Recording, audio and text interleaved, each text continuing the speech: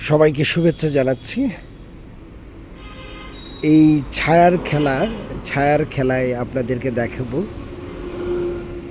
এবং পড়ব আমার প্রিয় কবিতা আয়েশা।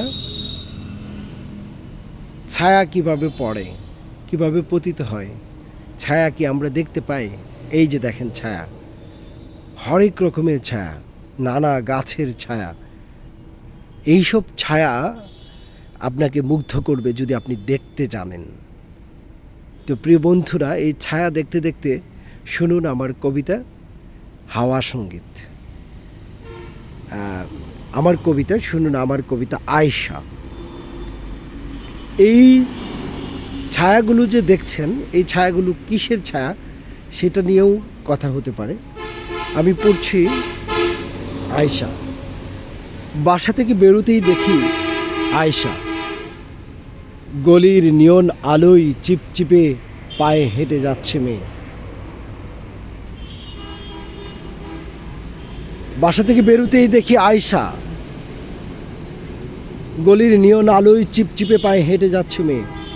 তারে দেখা চুপিসারে নিজের লুকাইবার লাইগা ব্যস্ত হইয়া পড়ি। আয়েশা আমার পুরাতন প্রেমিকা। নিজের পকেটে নিয়া ধীরে আয়েশার দিকে হাঁটতে শুরু করি। আয়েশা আমারে দেখতে পায় না। আমি আরও নিকটে পৌঁছে যাই। আয়েশা পিছন ফিরে তাকায়, আমারে দেখতে পায় না। দুইজনে পাশাপাশি হাঁটছি।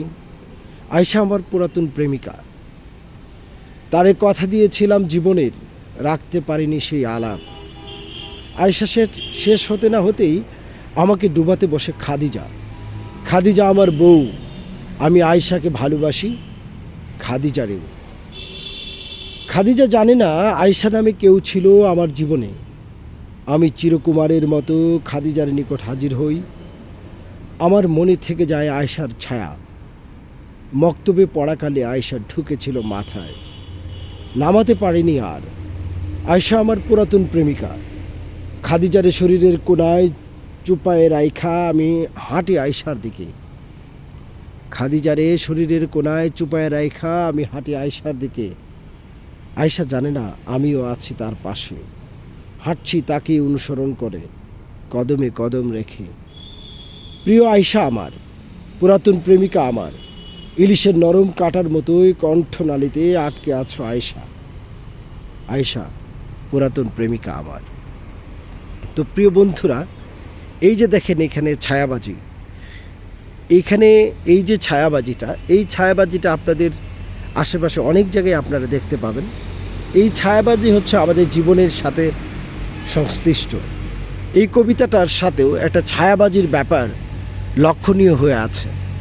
যারা এই কবিতাটা পড়বেন, শুনবেন, তাদেরকে বলবো আপনি মনোযোগ দিবেন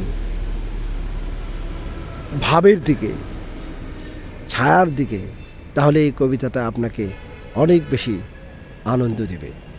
সবাই ভালো থাকবেন, সুন্দর থাকবেন, এই প্রত্যাশা রেখে ধন্যবাদ।